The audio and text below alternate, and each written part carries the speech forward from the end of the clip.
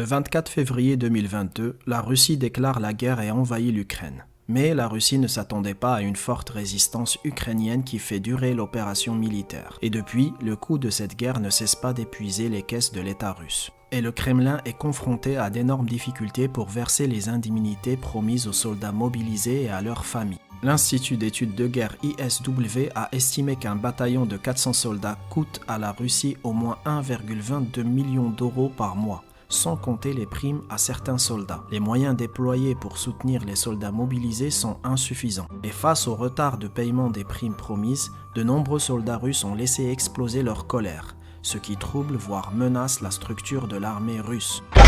Sans financement, Poutine perd la guerre. L'Union européenne a compris ça, et ils ont frappé fort en décidant avec le G7 et l'Australie de plafonner le pétrole russe à 60 $.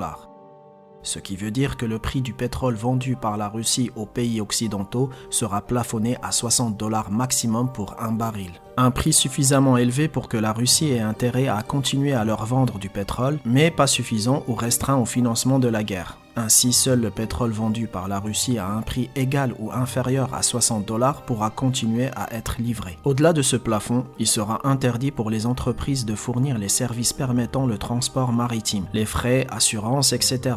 Il faut savoir que les navires font l'objet d'obligations d'assurance prévues par des instruments communautaires ou internationaux, qui nécessitent par ailleurs la présence à bord de certificats d'assurance. Sans ces assurances qui couvrent les pertes et dommages des navires et des marchandises depuis le site de provenance jusqu'à la destination finale, l'entreprise de transport ne pourra plus travailler. Personne ne prendra un risque pareil pour transporter ses marchandises, plus le risque de se faire contrôler par la police des mers. 90% des cargaisons mondiales sont assurées par des prestations du G7 et l'Union européenne est un acteur majeur de frais maritimes, d'où un pouvoir de dissuasion. Il faut savoir que la Russie a tiré 67 milliards d'euros de ses ventes de pétrole à l'Union européenne depuis le début de la guerre en Ukraine, tandis que son budget militaire annuel s'élève à environ 60 milliards.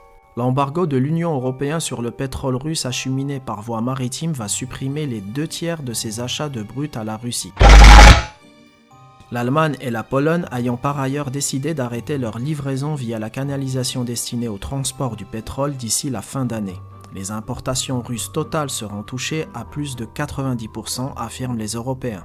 Mais des gros acheteurs comme l'Inde, la Chine et la Turquie peuvent sauver la Russie de l'embargo. Et Poutine l'a bien compris il y a des mois. Il a déjà un plan en exécution appelé la flotte de l'ombre ou la flotte fantôme. Derrière ce terme médiatiquement très porteur se dessine un phénomène capable de mettre à mal les sanctions internationales contre les exportations maritimes russes de pétrole, qui sont entrées en vigueur le lundi 5 décembre. La stratégie russe est de mettre en place une filière parallèle au réseau traditionnel de pétrole afin de continuer à exporter le pétrole russe comme si les sanctions internationales n'existaient pas. La majorité des navires devraient refuser tout transport de pétrole russe puisque l'assurance est le sésame nécessaire pour faire des affaires, ce qui n'est pas le cas pour les pétroliers de la flotte de l'ombre. Alors, c'est quoi cette flotte de l'ombre? Ce sont des anciens navires qui devraient être démontés, mais elles sont rachetées par certaines petites sociétés de transport maritime inconnues pour reprendre la mer sans avoir pris d'assurance auprès de sociétés dépendant d'un État du G7.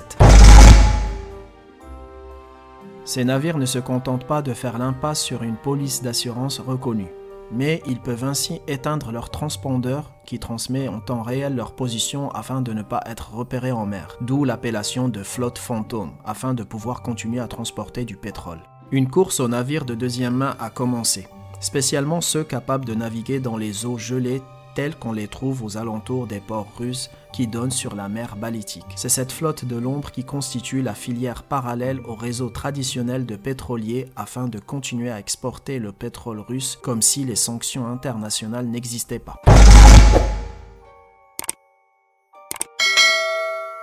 Difficile de dire si cela sera efficace. Entre les pétroliers que Moscou aurait achetés et les petites sociétés prêtes à proposer à la Russie les mêmes services qu'elles fournissent déjà à l'Iran ou à Venezuela, cette flotte de l'ombre peut sembler imposante. Mais cela ne peut pas être suffisant pour permettre à la Russie d'exporter autant de pétrole qu'avant la guerre. Les cours du baril de pétrole russe évoluent actuellement autour de 65 $, soit à peine plus que le plafond européen, ce qui implique un impact limite à court terme. C'est tout pour moi, j'espère que vous avez aimé cette vidéo. Si oui, n'oubliez pas de laisser un commentaire et de vous abonner bien sûr, car les prochaines vidéos seront meilleures.